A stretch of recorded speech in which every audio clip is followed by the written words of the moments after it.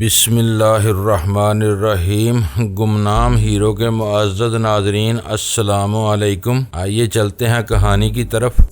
میں دانت پیس کر ان کی باتیں سن رہا تھا۔ انہوں نے کہا، آہنی سلاخوں کے پیچھے جانے کے بعد میری جگہ جو آئے گا وہ تمہیں اپنی آواز نہیں سنائے گا۔ بابا صاحب کے ادارے میں جتنے افراد کی آوازیں سن چکے ہو انہیں فی الحال ادارے سے باہر بھیج دیا جائے گا۔ تم انہیں یہاں آنے پر مجبور کرو گے تو ان بیچاروں کو احاطے میں داخل ہونے کی اجازت نہیں دی جائے گی۔ آپ جانتے ہیں کہ اب سے پہلے ہزاروں بار دشمنوں نے مجھے گرفت میں رکھنے کی ہر ممکن کوشش کی اور میں ہر بار زنجیریں توڑ کر نکل گیا۔ پہلے تم ہوش میں رہا کرتے تھے اس لیے مخالفین پر غالب آ جاتے تھے۔ اگر تم میری پابندیاں توڑ کر نکل سکو تو تمہیں ہوش مند تسلیم کر لوں گا۔ میں چپ ہو گیا۔ مجھے ان پر غصہ آ رہا تھا۔ میں نے سوچا غصہ دکھاؤں گا تو جنونی یا پاگل سمجھا جاؤں گا۔ مجھے تحمل سے کام لینا چاہیے۔ شیخ الفارس جہاں بھی تھے وہاں سے مجھے ٹی وی اسکرین پر دیکھ رہے تھے۔ میں بستر کے سہرانے ٹیک لگا کر بیٹھ گیا۔ انہوں نے پوچھا، فرہاد تمہاری زندہ دلی کیا ہوئی؟ کیا اپنے عزیز مرتے رہیں تو کوئی زندہ رہ سکتا ہے اور آپ زندہ دلی کی باتیں کر رہے ہیں؟ ہنستے کھیلتے دنوں میں سب ہی زندہ دلی کا مظاہرہ کرتے ہیں۔ ہزاروں برس میں کوئی ایک ایسا پیدا ہوتا ہے جو صدمات سے چور چور ہو کر مسکراتا رہے۔ کہنا آسان ہے، کرنا مشکل ہے۔ مرد وہی کرتے ہیں جو کرنا مشکل ہو۔ آپ چاہتے ہیں میں کوما میں جانے والوں کو بول کر کہہ لگاؤں اور ایک نئی زندگی شروع کر دوں؟ تم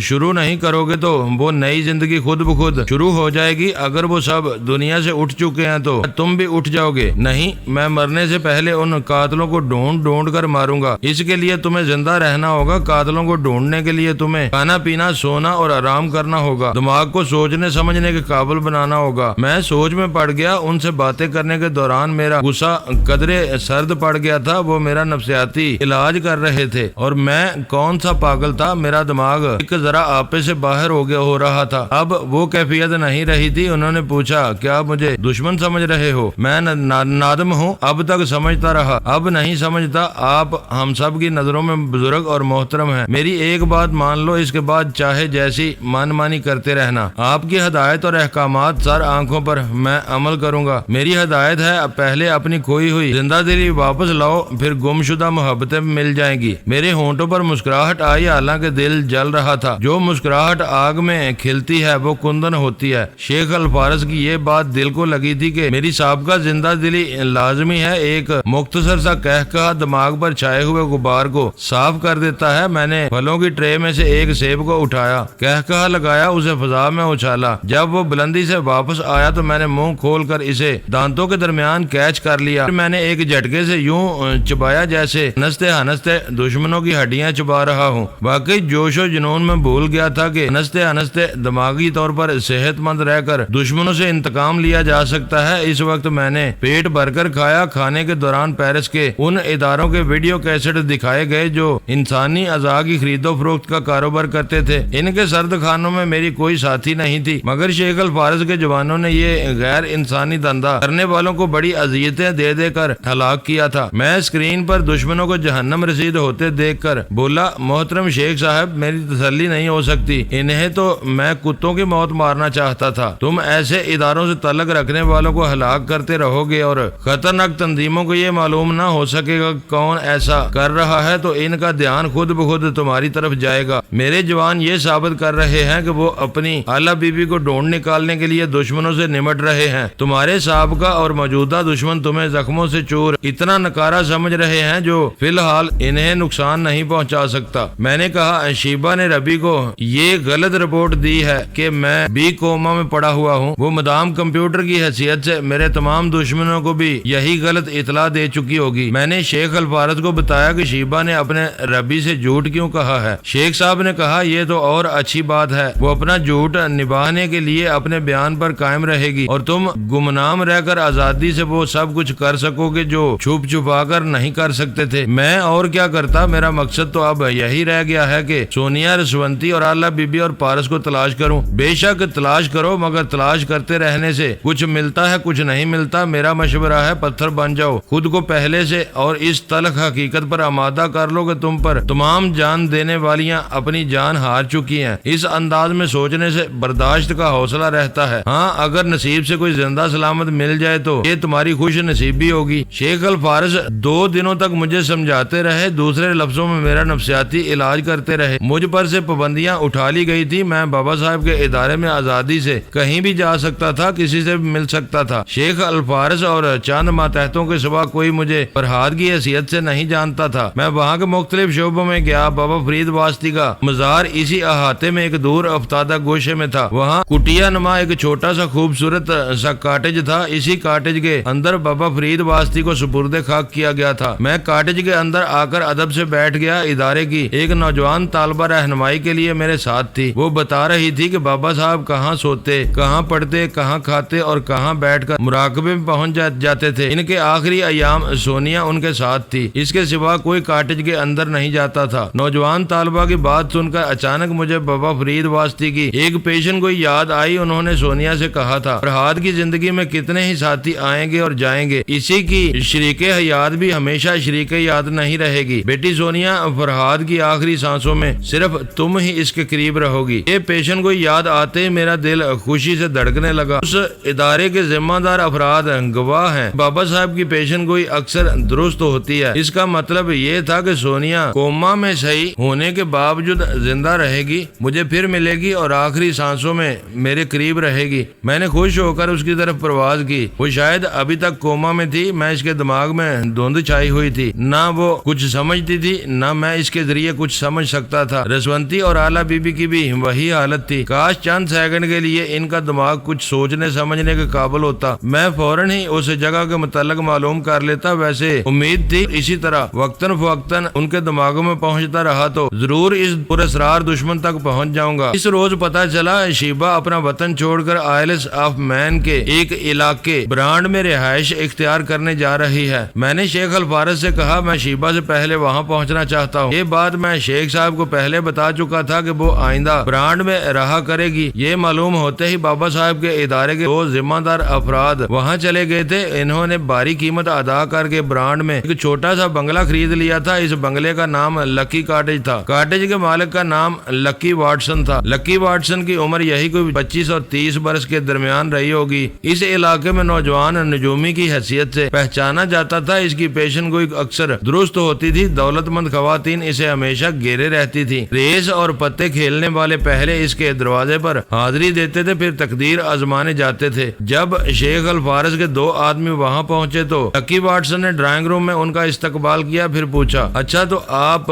حضرات میرا کاٹیج خریدنے آئے ہیں؟ ایک نے حیرانی سے کہا، ہم نے اپنا مدعا بیان نہیں کیا، پھر تمہیں کیسے معلوم ہوا کہ ہم کاٹیج خریدنے کی نیت سے آئے ہیں؟ لکی نے کہا، میں صرف دوسروں کی نیت نہیں اپنی تقدیر بھی پڑھتا ہوں۔ میرے مقدر کی کتاب میں لکھا ہے کہ 4 دن کے اندر مجھے یہ کاٹیج فروخت کر کے چپ چاپ چلا جانا چاہیے۔ اسے خریدنے کے لیے 2 شخص آئیں گے اور آپ حضرات آ گئے ہیں۔ شیخ الفارس کے آدمی نے کہا، ہمیں معلوم ہوا تھا کہ تم نجومی ہو، میرا علم کہتا ہے کہ مجھے تم دونوں کے ساتھ مشرق کی طرف جانا چاہیے، وہاں کسی ملک میں مجھے اس کاٹیج کا نہایت معقول معاوضہ ملے گا۔ اگر میں جانے سے انکار کروں تو نقصان اٹھانا پڑے گا۔ وہ درست کہہ رہا تھا۔ شیخ الفارس کی پلاننگ کے مطابق مجھے لکی واٹسن بن کر لکی کاٹیج میں رہنا تھا۔ اس طرح میں ٹیلی پیتھی کے ذریعے معلومات حاصل کر کے دوسروں کے سامنے نجومی کا کردار بخوبی ادا کر سکتا تھا۔ اگر لکی وہ کاٹیج فروخت کرنے سے انکار کرتا تو شیخ صاحب کے دونوں آدمی اسے ہمیشہ کے لیے وہاں سے غائب کر کے میرا راستہ صاف کر دیتے۔ وہ نجومی درست کہہ رہا تھا کہ اس کا کاٹیج کو چھوڑنے سے انکار کرے گا تو اسے نقصان اٹھانا پڑے گا۔ بہرحال وہ جا چکا تھا، میرے لیے راستہ صاف ہو گیا تھا۔ اس کی مختلف تصویریں، ویڈیو فلمیں اور پوری ہسٹری شیٹ میرے سامنے لا کر رکھ دی گئی تھی۔ اس کے اسٹڈی روم سے ہر سال کی ڈائریاں بھی لا کر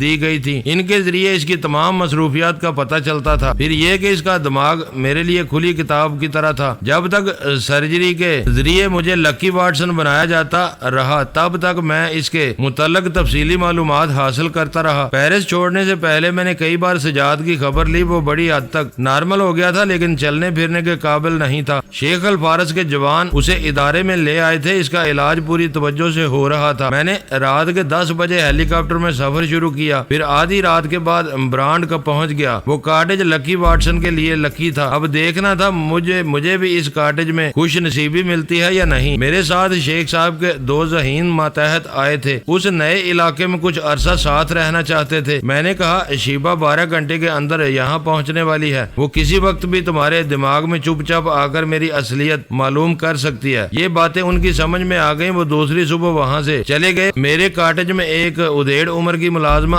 روز صبح آتی تھی، گھر کی صفائی اور ضروری کام کر کے دوپہر کو جاتی تھی، پھر شام کو آ کر رات کا کھانا تیار کرتی تھی۔ لکی واٹسن دوپہر کو صرف 2 سلائس کھا کر گزارا کرتا تھا۔ ملازمہ نے صبح آتے ہی مجھے غور سے دیکھا، دیکھنے کے انداز میں حیرانی بھی تھی۔ میں نے پوچھا ماسی کیا بات ہے؟ وہ بولی میں حیران ہوں، 24 گھنٹے میں تم اتنے صحت مند کیسے ہو گئے؟ کیا تم نے اپنا وزن کرایا ہے؟ میری اور لکی کی صحت میں 19-20 کا فرق تھا۔ ملازمہ کی نظریں تیز تھی، وہ اتنے سے فرق کو بھی تاڑ گئی تھی۔ میں نے جواب دیا پیرس کی آب و ہوا مجھے راس آتی ہے، 2 برس پہلے بھی ایک بار وہاں گیا تھا، ان دنوں تمہاری جگہ نینسی یہ گھر سنبھالتی تھی۔ کہنے کا مطلب یہ ہے کہ جب بھی میں پیرس جاتا ہوں صحت مند ہو کر آتا ہوں۔ میں نے ملازمہ کے دماغ میں پہنچ کر دیکھا، وہ مطمئن ہو کر اپنے کام میں لگ گئی تھی، مگر یہ میرے لیے خطرے کی گھنٹی تھی۔ میں نے کہا میری تم نے مجھے اپنے ہاتھوں کے پرنٹ دیے تھے۔ یس مائی لکی لارڈ، تم نے میری قسمت کا حال بتایا تھا۔ میں انتظار کر رہی ہوں کہ تمہاری پیشن گوئی کے مطابق مجھے ایک بڑی رقم کب ملے گی، کہاں ملے گی؟ کیا مجھے اور کچھ نہیں بتا سکتے؟ ہم نجومی بتانے کو بہت کچھ بتا سکتے ہیں، مگر سامنے والے کی بلائی کی خاطر کچھ باتیں چھپا لیتے ہیں۔ وہ پریشان ہو کر بولی میرے مقدر کی ایسی کیا بات ہے جو مجھ سے چھپا رہے ہو؟ مجھے افسوس ہے میں بتا نہیں سکتا، لیکن نیک مشورہ دے سکتا ہوں۔ میں آپ کے مشورے پر عمل کروں گی۔ تمہیں اپنی باقی عمر لندن میں گزارنا چاہیے، یہاں رہو گی تو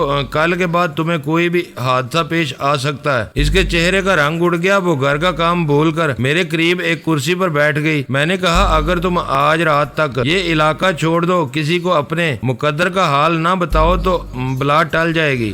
میں چلی جاؤں گی، وہاں کسی ہاسٹل میں رہ لوں گی۔ تم جگہ بدلو گی تو تقدیر بھی بدلے گی۔ لندن پہنچتے ہی اتنی دولت تمہارے ہاتھ آئے گی کہ جس کی تم توقع نہیں کر سکتی۔ وہ خوشی سے اچھل کر کھڑی ہو گئی۔ اپنا گھر اپنا علاقہ کون چھوڑتا ہے؟ برسوں رہتے رہتے اس جگہ سے محبت ہو جاتی ہے، مگر جہاں موت کا دھڑکا ہو وہاں آدمی جگہ سے اپنی انسیت کو بھول جاتا ہے۔ ایک تو اسے حادثے کا ڈر تھا، دوسرے جگہ چھوڑ دینے کے بعد اچھی خاصی رقم ملنے والی تھی۔ وہ ہم سے پہلے ہی اپنا گھر اپنا شہر چھوڑ کر چلی گئی۔ میں نے خیال خوانی کے ذریعے شیخ الفارس کے اس ماتحت سے رابطہ قائم کیا جو لندن میں رہتا تھا، پھر اسے سمجھایا کہ میری کام والی عورت لندن پہنچنے والی ہے، اسے 10,000 پاؤنڈ اس طرح دیے جائیں جیسے راستہ چلتے مل گئے ہوں، یا کوئی مسافر رقم سے بھرا ہوا بریف کیس اس کے پاس بھول کر چلا گیا۔ غرض یہ کہ وہ 10,000 پاؤنڈ کو مقدر کی پیشکش سمجھ کر قبول کر لے۔ اس کے جانے کے بعد میں اس علاقے کا وعدہ کرنے لگا۔ اس سے پہلے میں نے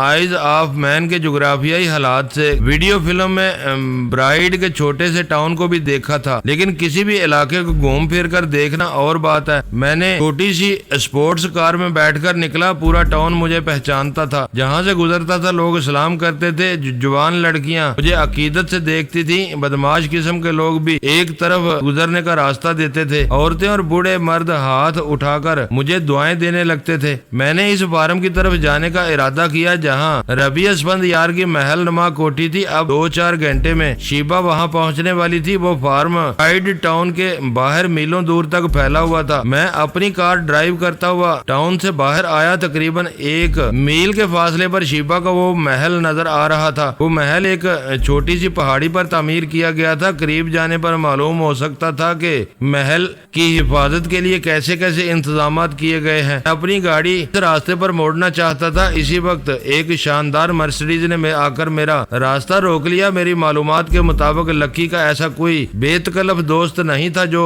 اس طرح راستہ روکتا۔ اس کار کی اگلی سیٹ کا دروازہ کھلا، ایک ٹارزن نما قد آور شخص برآمد ہوا۔ اس نے شیر کی کھال کی نکر پہنی ہوئی تھی۔ شیر نہ ہوتا تو پتہ نہیں کیا پہنتا۔ نکر کے ایک طرف ہولسٹر میں ریوالور اور دوسری طرف ٹارزن کا بڑا سا چھرا لٹک رہا تھا۔ کارتوس کی پیٹیاں شانوں پر سے ایک دوسرے کو کراس کرتی ہوئی کمر کے گرد بیلٹ کی طرح بندھی ہوئی تھی۔ اس کے ایک ہاتھ میں جدید طرز کی چمکتی ہوئی نئی رائفل تھی۔ وہ میری طرف آنے لگا۔ اس کے پاؤں میں جرابیں اور کینوس کے جوتے تھے۔ اس نے قریب آ کر رائفل کے دستے پر ہاتھ مارتے ہوئے کہا، ویل ماسٹر لکی، اپنی گاڑی ایک طرف کر دو اور باس کے پاس چلو۔ میں نے گاڑی سے سٹارٹ کی، اسے سڑک کے کنارے کرنا چاہتا تھا۔ ایسے وقت سہولت سے اس ٹارزن کے دماغ کو پڑھنے کا موقع مل گیا۔ اس کے باس کا نام کیمرون ڈی مورا تھا۔ وہ یہاں سے 20 میل دور ایک بہت بڑے فارم کا مالک تھا۔ اس کا ٹارزن ملازم ٹیرر کے نام سے مشہور تھا۔ ٹیرر کے معنی دہشت ہوتے ہیں۔ اس کی دہشت دور دور تک تھی، مگر ربی کے فارم میں کام کرنے والے بھی کیمرون ڈی مورا کے خطرناک ملازموں سے کچھ کم نہ تھے۔ میں یہاں آنے سے پہلے ہی کیمرون ڈی مورا جیسے لوگوں کے متعلق کافی معلومات حاصل کر چکا تھا۔ میں نے اپنی کار ایک طرف کھڑی کر دی، ٹیرر کے آگے چلتا ہوا مرسیڈیز کے پاس پہنچا۔ ایک اور مسلح گارڈ نے میرے لیے پچھلی سیٹ کا دروازہ کھول دیا۔ کیمرون ڈی مورا نے مسکراتے ہوئے مسافر کے لیے ہاتھ بڑھایا۔ ہیلو ماسٹر لکی، اس طرح راستہ روکنے پر مجھے افسوس ہے۔ بائی دی وے، ہم دوست ہیں، دوست رہیں گے۔ میں نے ایک قدم پیچھے ہٹ کر کہا، لارڈ کیمرون، میں مانتا ہوں تم بہت بڑے جاگیردار ہو، اور تم بھی مان لو کہ میں تمہاری جاگیر میں نہیں ہوں۔ دوست ہو تو کار سے باہر آ کر استقبال کرو، تب میں مسافہ کروں گا۔ میری بات سنتے ہی ٹیرر نے رائفل سیدھی کر لی۔ دوسرے مسلح گارڈز بھی اپنے لاڈ کی توہین محسوس کرتے ہوئے مجھ پر گرانے لگے۔ کیمرون نے ہنستے ہوئے کہا، ارے نہیں ٹیرر، رائفل سیدھی نہ کرو، ہم سیدھے سادے لوگ ہیں، خواہ مخواہ خون خرابہ نہیں کرتے۔ اس نجومی نے مجھ سے مسافہ نہیں کیا، اس کی سزا یہ ہے کہ اب یہ میرے برابر نہیں بیٹھے گا، میری گاڑی کے ساتھ 20 میل تک پیدل چلتا ہوا میری جاگیر میں قدم رکھے گا، تب اسے پتا چلے گا کہ فی الوقت ہماری جاگیر میں نہ ہونے کے باوجود یہ ہمارا محکوم ہے اور ہماری سزا کا پابند ہے۔ یہ کہتے ہوئے کیمرون ڈی مورا نے دروازے کو زوردار آواز بند کیا۔ میں نے کھڑکی کی طرف جھک کر کہا، اگر تم نے مجھے پیدل چلنے پر مجبور کیا تو میں اس ہستی کا متعلق ابھی سچی بات نہیں بتاؤں گا جو ربی اسفند یار کے فارم میں آ کر رہنے والی ہے۔ کیمرون نے مجھے گور کر دیکھا، پھر کہا، میں نے بھی سنا ہے یہ فارم آج آباد ہونے والا ہے، اور میں اسی سلسلے میں تم سے بات کرنا چاہتا تھا، مگر تم ٹیڑھے ہو، تمہاری ساتھ ٹیڑھا بن کر سلوک کرنا چاہیے۔ میں اپنی جاگیر میں پہنچ کر تم سے حقیقت اگلوا لوں گا۔ اس کی گاڑی آگے بڑھنے لگی۔ ایک گارڈ نے رائفل کی نال سے میری پیٹھ پر ٹھوکا دیا۔ میں نے آگے بڑھتے ہوئے کہا، کیمرون، میرا علم کہتا ہے کہ میں چند قدم چلوں گا، اس کے بعد تم 20 میل پیدل چل کر اپنی جاگیر تک پہنچو گے۔ ایسا میں نے یہ سوچ کر کہا کہ اس کے گارڈز میں سے کسی کے ذریعے گولی چلواؤں گا اور گاڑی کا پہیہ برسٹ کرا دوں گا۔ اگرچہ یہ بات ان کے لیے حیران کن ہوگی، جو گارڈ پہیے پر گولی چلائے گا اسے سخت سزا دی جائے گی، مگر یہ معاملہ حل نہیں ہوگا کہ اس نے خواہ مخواہ اپنے مالک کی گاڑی کو نقصان کیوں پہنچایا۔ میں چل رہا تھا اور سوچ رہا تھا ایسا کرنا چاہیے یا نہیں۔ کیمرون نے کھڑکی سے سر نکال کر طنزیہ انداز میں کہا، نجومی، تمہاری پیشن گوئی غلط ثابت ہوئی، تم ابھی تک غلام کی طرح میری گاڑی کے ساتھ ساتھ چل رہے ہو، اور میں اس کی بات پوری ہونے سے پہلے تڑا تڑ گولیاں چلنے کی آوازیں سنائی دی۔ کیمرون کا ایک مسلح گارڈ زخمی ہو کر گرا۔ گولیوں کے تسلسل میں آس پاس کی زمین سے گرد اڑی۔ ایک گولی مرسیڈیز کی باڈی میں لگی، ایک گولی کی زد میں آتے ہی پہیہ زوردار آواز سے برسٹ ہوا۔ میں فوراً ہی پچھلی سیٹ کا دروازہ کھول کر اندر گھس گیا تاکہ اندھی فائرنگ سے محفوظ رہوں۔ ٹیرر نے 2 گارڈز کے ساتھ مرسیڈیز کے ایک طرف محاذ بنا لیا تھا۔ کیمرون ڈی مورا پچھلی سیٹ پر جھکا ہوا بالکل دبک گیا تھا۔ میں نے جھک کر کہا، میری پیشن گوئی درست ثابت ہوئی، تمہاری ہوا نکل چکی ہے، اپنی جاگیر تک پیدل ہی جانا ہوگا۔ شٹ اپ، سر اٹھا کر غصے سے داڑنا چاہتا تھا۔ اسی وقت ایک گولی بیک اسکرین کا شیشہ توڑتی ہوئی آئی۔ وہ فوراً ہی سر جھکا کر چپ ہو گیا۔ میں نے کہا، موت کے سامنے اچھے اچھوں کی بولتی بند ہو جاتی ہے۔ وہ ناک سے یوں سانس لے رہا تھا جیسے گرا رہا ہو۔ پھر اس نے داڑتے ہوئے کہا، ٹیرر، یو فول، ان سے پوچھو وہ کیا چاہتے ہیں، ان سے صلح کی بات کرو۔ اس کے حکم کے مطابق ٹیرر نے چیخ چیخ کر پوچھا، ہم پر گولیاں کیوں چلائی جا رہی ہیں؟ جواب ملا، تم ہمارے ایک معزز شہری کو قیدی بنا کر لے جا رہے ہو، پھر پوچھتے ہو گولیاں کیوں چلائی جا رہی ہیں؟ ہم حکم دیتے ہیں ماسٹر لکی واٹسن کو فوراً چھوڑ دو۔ کیمرون نے سر اٹھا کر مجھ سے کہا، جاؤ، فوراً یہاں سے چلے جاؤ۔ میں نے مسکرا کر کہا، ایسے نہیں، پہلے تم باہر نکل کر میرے لیے دروازہ کھولو، احتراماً سر جھکاؤ، پھر میں گاڑی سے باہر نکلوں گا۔ وہ گرا کر بولا، جانتے ہو کس سے بات کر رہے ہو؟ اس خطرناک اور خونی جاگیردار سے جو اپنی جان بچانے کے لیے نہ صرف میرے لیے دروازہ کھولے گا بلکہ 20 میل پیدل پیدل چلے گا، میں تمہارا محکوم نہیں ہوں، تمہارے لیے دروازہ نہیں کھولوں گا۔ اس کی بات ادھوری رہ گئی، پھر گولیاں چلنے لگی تھی۔ اس کے بعد کسی نے کہا ہم آخری بار پوچھ رہے ہیں، ماسٹر لکی کو چھوڑتے ہو یا نہیں؟ کیمرون نے ٹارزن سے کہا کیا یہاں سے نکلنے کی کوئی صورت نہیں ہے؟ نو مائی لارڈ، ہم چاروں طرف سے گرے ہوئے ہیں۔ کیمرون نے ڈی مورا نے بے بسی سے گور کر مجھے دیکھا، پھر دروازہ کھولتے ہوئے چیخ کر بولا اسٹاپ فائرنگ، ماسٹر لکی تمہارے پاس آ رہا ہے۔ وہ گاڑی سے نکل کر باہر گیا، دروازے کو کھلا رکھا تاکہ میں باہر آؤں۔ میں نے اسے بند کرتے ہوئے کہا ادب سے کھولو اور سر جھکاؤ، پھر باہر آؤں گا۔ وہ تل ملا رہا تھا مگر مجبور تھا، اسے دروازہ کھول کر سر جھکانا پڑا۔ میں نے باہر آ کر چاروں طرف دیکھا، دور دور تک ربی اسفند یار کے فائٹر رائفلوں کے ساتھ نظر آ رہے تھے۔ میں وہاں سے چلتا ہوا اپنی کار کے پاس آیا، پھر بلند آواز سے کہا میں تم سب کا شکریہ ادا کرتا ہوں، مسٹر کیمرون مجھے 20 میل تک پیدل چلانا چاہتے تھے، اب اتنے بڑے لارڈ کو پیدل چلنا چاہیے۔ کیمرون نے کہا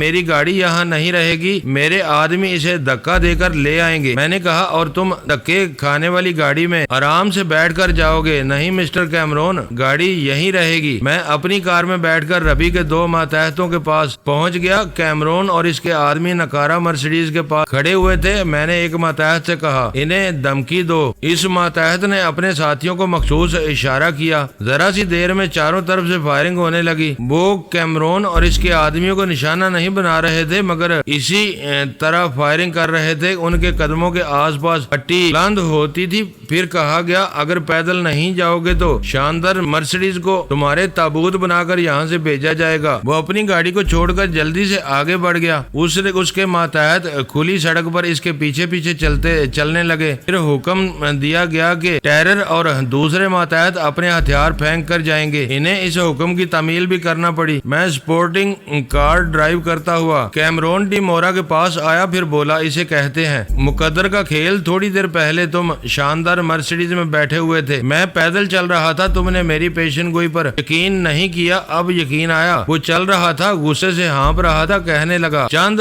سانسیں جی لو اور میری پیشن گوئی یاد رکھو، تمہارے ہاتھ پر جو زندگی کی لکیریں ہیں میں انہیں کل صبح تک بندوق کی گولی سے مٹا دوں گا۔ میں نے بھرپور کہا لگایا کیمرون ڈی مورا، اتنا بتا دینا میرا فرض ہے کہ آج کی رات تم پر باری ہے، اب میں جا رہا ہوں، no goodbye, no good luck for you. میں نے کار کی رفتار بڑھائی اور دور تک گیا، پھر اسے روک کر برائٹ ٹاؤن کی طرف موڑ لیا۔ اس کے بعد تیزی سے ڈرائیو کرتا ہوا کیمرون اور اس کے آدمیوں کے درمیان سے گزرتا ہوا چلا گیا۔ جب ربی کے آدمیوں کے درمیان پہنچا تو انہوں نے فاتحانہ انداز میں ہوائی فائرنگ کری۔ برائٹ ٹاؤن والوں کی طرح ربی کے فارم میں کام کرنے والے خطرناک فائٹر بھی لکی واٹسن کے عقیدت مند تھے اور اس کی بڑی عزت کرتے تھے۔ ایک نے مجھے مخاطب کرتے ہوئے کہا ویل ماسٹر آف لک، کچھ ہماری نئی مالکہ کے متعلق بتاؤ۔ میں نے انجان بن کر پوچھا نئی مالکہ؟ کس نئی مالکہ کی بات کر رہے ہو؟ کیا یہ فارم کسی خاتون نے خرید لیا ہے؟ فارم ہمارے ربی کا ہے، یہاں ان کی منہ بولی بیٹی رہنے کے لیے آ رہی ہے۔ آپ تو کسی کا نام سن کر اس کا ذائچہ تیار کر لیتے ہیں۔ انہوں نے نام بتایا۔ میں نے کہا شیبا اچھا نام ہے، انگریزی حروف ایس سے شروع ہوتا ہے، ایس سے لکی 7 بھی ہوتا ہے، اور آج 7 تاریخ بھی ہے۔ اگر وہ رات 12 بجے سے پہلے فارم میں داخل ہو جائے گی تو تم سب کے لیے اور خود اپنے لیے بھی خوش نصیبی لائے گی۔ رات 12 بجے کے بعد 8 تاریخ شروع ہو جائے گی۔ یہ تاریخ بڑی ہنگامہ پرور ہے۔ ایک نے ریسٹ واچ کو دیکھتے ہوئے کہا ابھی 6 بج رہے ہیں، مدام شیبا رات 9 بجے سے پہلے آ جائیں گی، ان کے لیے ڈنر کا اہتمام کیا گیا ہے۔ وہ تو آئیں گی مگر کیا دشمن انہیں آرام سے آنے دیں گے؟ دوسرے متحد نے رائفل کو تھپکتے ہوئے کہا دشمن چوٹ کھا کر گئے ہیں، انتقامی کارروائی ضرور کریں گے، ہم بھی غافل نہیں، اینٹ کا جواب پتھر سے دیں گے۔ میں نے کار سٹارٹ کرتے ہوئے کہا انسان اپنی سی کوششیں کرتا ہے، تقدیر اپنا تماشا دکھا دیتی ہے، بس اتنا یاد رکھنا کہ رات 12 بجے سے پہلے فارم میں داخل ہو جائے۔ Good luck for you and for your guest lady. میں ڈرائیو کرتا ہوا اپنے کاٹیج تک آیا۔ میرے عقیدت مندوں کا بس چلتا تو مجھے صبح سے شام تک گھیرے رکھتے اور اپنی اپنی قسمت کا حال پوچھتے رہتے۔ لکی واٹسن نے صبح 10 بجے سے 12 بجے تک ملاقات کا وقت مقرر کیا تھا، اس لیے مجھے ان سے نجات مل گئی۔ میں نے کاٹیج میں آ کر دروازہ بند کرنا چاہا، ایک عورت برآمدے میں نظر آئی، اس کے ساتھ ایک نوجوان لڑکی تھی۔ اس نے کہا ماسٹر میں نے سنا ہے میری میری چلی گئی ہے، اب تمہیں تمہیں دوسری ملازمہ کی ضرورت ہوگی، تم میری بیٹی کو جانتے ہو، تم نے اس کی بد نصیبی کا حال وقت سے پہلے سنایا تھا، اب تک اس کے نصیب نہیں جاگے، شاید تمہاری خدمت کرتے کرتے تقدیر بدل جائے، اگر تمہیں اعتراض نہ ہو تو یہ گھر کا کام کوئی بھی کرے، اعتراض نہیں ہے، رات ہو چکی ہے، رینی کو لے جاؤ، صبح بھیج دینا۔ میں نے اتنی دیر میں معلوم کر لیا تھا کہ اس خاتون کی بیٹی کا نام رینی ہے، اس کی بد نصیبی کا حال فرصت میں معلوم کر سکتا تھا۔ اب وہ ماں بیٹی چلی گئی تو میں نے کاٹیج کے دروازے کو اندر سے بند کیا، پھر پلٹ کر ڈرائنگ روم سے گزرتے ہوئے بیڈ روم میں جانا چاہا، مگر میرے قدم رک گئے۔ ڈرائنگ روم کے دوسرے دروازے کے پیچھے سے دھواں یوں نظر آ رہا تھا جیسے کوئی سگریٹ پی رہا ہو۔ میں نے ڈپٹ کر پوچھا کون ہے؟ اسی لمحے ڈرائنگ روم کا ایک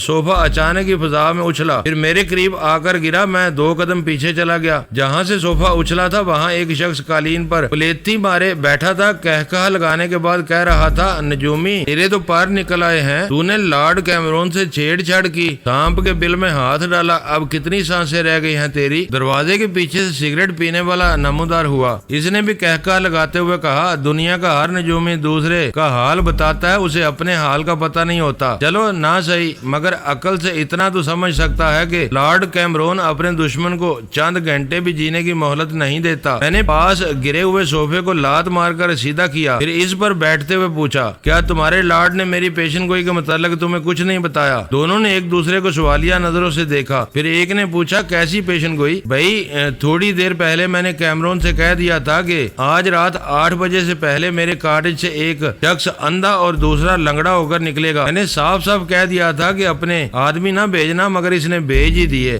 دروازے پر کھڑے ہوئے شخص نے میری پیشن گوئی کو تگڑی سی گالی دی، اس کے ساتھ ہی مجھ پر چھلانگ لگائی۔ میں صوفے سے پھسل کر قالین پر آیا، وہ صوفے پر پہنچا اور پھر اس کے ساتھ دوسری طرف الٹ گیا۔ دوسری طرف قالین پر بیٹھے ہوئے شخص نے یہ اخبار کی اچھل کر جیسے فضا میں غوطہ لگایا، سیدھا مجھ پر آیا، مگر میں وہاں نہیں تھا۔ وہ اوندے منہ گرا، جب وہاں سے پلٹا تو منہ پر زبردست ٹھوکر پڑی، وہ داڑتے ہوئے چاروں شانے چت ہو گیا۔ اس وقت تک دوسرا میرے مقابلے پر آ گیا تھا۔ میں نے پینترا بدلتے ہوئے کہا، میرے علم نے یہ نہیں بتایا کہ تم میں سے کون اندھا ہوگا اور کون لنگڑا۔ وہ پھر پیشن گوئی کے خلاف کچھ کہنا چاہتا تھا، لیکن کہنے کی حسرت رہ گئی، اس کی ٹھوڑی پر گونسا پڑا، منہ گھوم گیا، دوسرے گونسے میں سیدھا ہو گیا۔ وہ دونوں تگڑے اور کثرتی جسم کے مالک تھے، لڑنا مرنا جانتے تھے، مگر ہزار داؤ پیچ جاننے کے باوجود جھنجھلائے اور غصے میں آنے والے فائٹر ہمیشہ مار کھاتے ہیں، ان کے ساتھ یہی ہو رہا تھا۔ وہ 2 تھے، میں 1 تھا، مجھے بھی مار کھانا چاہیے تھا۔ یہاں یہ ان کی بدقسمتی تھی کہ میں حملے سے پہلے ہی ان کے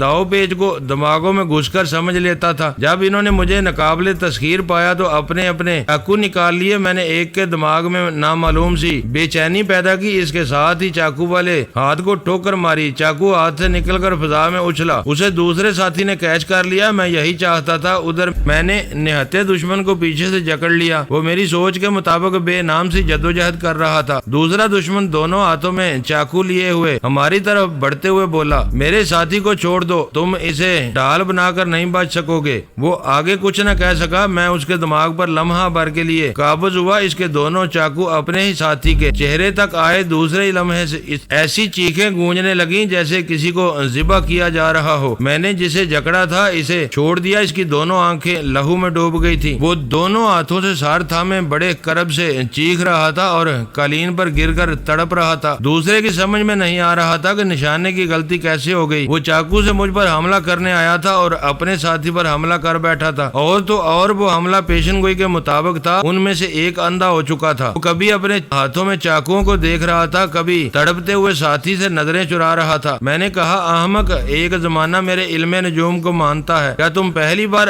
برائڈ میں آئے ہو؟ اس نے جلدی سے چاقو پھینک کر گھٹنے ٹیک دیے، گڑ گڑا کر بولا، میں مانتا ہوں، میں نے تمہارے عقیدت مند سے بہت کچھ سنا تھا، آج آنکھوں سے دیکھ رہا ہوں، تم سچی پیشن گوئیاں کرتے ہو، میں مانتا ہوں۔ اب ماننے سے کیا ہوتا ہے، مقدر میں جو لکھا تھا وہ ایک کے ساتھ پورا ہوا، دوسرے کے ساتھ بھی ہوگا۔ تقدیر کبھی ادھورا کام نہیں کرتی، مجھے معاف کر دو، معافی خدا سے مانگو، شاید تقدیر بدل جائے۔ وہ خدا سے معافی مانگنے لگا، گڑ گڑانے لگا، پھر اس کے دماغ میں بات آئی کہ یہاں سے نکل بھاگنا چاہیے۔ اس خیال کے ساتھ ہی اس نے دوڑ لگائی، تیزی سے بھاگتا ہوا ڈرائنگ روم سے نکلا۔ میں اس کے دماغ میں تھا، میری مرضی کے مطابق اس نے برآمدے میں ٹھوکر کھائی، وہاں سے اچھل کر برآمدے کی سیڑھی پر ایک گھٹنے کے بل گرا، اس کے حلق سے چیخ نکلی، گھٹنا جیسے تڑک گیا تھا۔ وہ تکلیف کے باوجود چیختا ہوا زمین پر سے اٹھا، نہیں نہیں، میں لنگڑا نہیں سکتا، میں لنگڑا نہیں ہوں۔ اس نے آزمائش کے طور پر وہ پاؤں زمین پر رکھا، پھر درد کی شدت سے چیخ مار کر ایک پاؤں سے لنگڑاتا ہوا گول گول گھوم گیا۔ اس گھومنے کے دوران میں نے اس کے زخمی گھٹنے کو سپورٹنگ کار سے ٹکرا دیا۔ رہی صحیح کسر پوری ہو گئی۔ میرا کاٹیج برائڈ شہر کے جس علاقے میں تھا وہاں دور دور تو کاٹیج بنے ہوئے تھے، اس کے باوجود میرے دشمنوں کی چیخوں پکار لوگوں کو کھینچ لائی تھی۔ سب پوچھ رہے تھے کیا ہو گیا، آخر کیا ماجرا ہے، اور جب لوگوں نے ماجرا سنا تو دونوں کو ملامت کرنے لگے۔ سبھی کی متفقہ رائے تھی کہ مجھ سے دشمنی کرنے والا جہنم میں جاتا ہے یا پھر اس دنیا کو اپنے لیے جہنم بنا لیتا ہے۔ سب مختصر یہ کہ لوگوں نے ان دونوں کو پولیس اسٹیشن پہنچا دیا۔ پولیس والے بھی لکی واٹسن کی بے حد عزت کرتے تھے۔ میرا ایک مختصر تحریری بیان کافی تھا۔ میں نے لوگوں کا شکریہ ادا کیا، پھر کاٹیج کے دروازے کو اندر سے بند کر لیا۔ پہلی بار سوچ کر کاٹیج میں آیا تھا کہ خیال خوانی کروں گا، مگر دشمنوں نے اتنا وقت برباد کر دیا۔ میں نے سب سے پہلے شیخ الفارس سے رابطہ قائم کیا۔ انہوں نے بتایا کہ سونیا وغیرہ کی تلاش جاری ہے۔ مرجانہ نے موت سے پہلے بیان دیا تھا، اس کی روشنی میں ایسے بہن بھائی کو بھی تلاش کیا جا رہا تھا جو ہم شکل تھے، اور بہن کے دائیں ہاتھ میں 4.5 انگلیاں تھیں۔ ان کے ذریعے ایسے خفیہ اڈے تک پہنچا جا سکتا تھا جہاں سونیا رسونتی اور آلا بی بی کو کوما میں رکھا گیا تھا۔ شیخ الفارس نے انہیں تلاش کرنے کے سلسلے میں تمام رپورٹ سنانے کے بعد کہا، میرا مشورہ کبھی نہ بھولنا، عملی طور پر زندہ دلی کا ثبوت دیتے رہو، تمام صدمات کو دھواں کر دو، اور زندہ رہو گے تو بچھڑنے والوں کو ایک دن پا سکو گے۔ میری آنکھوں کے سامنے سونیا رسونتی اور آلا بی بی کی صورتیں گھومتی رہتی تھی۔ انہیں بلانا آسان نہیں تھا۔ میں نے خود کو بہلانے کے لیے خیال خوانی کی پرواز کی اور کیمرون ڈی مورا کے پاس پہنچ گیا۔ وہ 20 میل پیدل چلنے کے بعد اپنے فارم میں پہنچ گیا تھا۔ اب گرم پانی میں دونوں پاؤں ڈبوئے بیٹھا ہوا تھا۔ پتا چلا اس نے 1 میل پیدل چلنے کے بعد اپنے ٹارزن ٹیرر کے کندھوں پر سوار ہونا چاہا تھا۔ اسی وقت پھر کہیں سے فائرنگ ہوئی۔ کسی نے کہا، ہم ساتھ ساتھ چل رہے ہیں مسٹر کیمرون، تمہارے غلاموں کا کاندھا بھی تمہیں نصیب نہیں ہوگا۔ اسے مجبوراً پیدل چلنا پڑا۔ وہ تمام راستے دور دور تک نظریں دوڑاتا رہا۔ کبھی اسے ربی کے آدمی نظر آتے تھے، کبھی نظروں سے اوجھل ہو جاتے تھے۔ بہرحال زندگی میں پہلی بار میلوں پیدل چلنے کے بعد وہ گرم پانی میں پاؤں ڈبوئے بیٹھا ہوا تھا۔ غصے سے بڑبڑا رہا تھا، قسمیں کھا رہا تھا، مجھے زندہ نہ چھوڑے گا۔ اس مقصد کے لیے اس کے 2 آدمی میرے کاٹیج میں آ چکے تھے۔ اسے یقین تھا میرا کام تمام ہو جائے گا۔ میری طرف سے مطمئن ہو کر وہ اس مہمان کا راستہ روکنا چاہتا تھا جو ربی کے فارم میں پہنچنے والا تھا۔ ایک مخبر نے آ کر رپورٹ دی، مائی لارڈ، وہ مہمان کوئی مرد نہیں عورت ہے، بلکہ نوخیز حسینہ ہے۔ اس کے یہاں پہنچنے سے پہلے فلائنگ کلب میں اس کا نام اور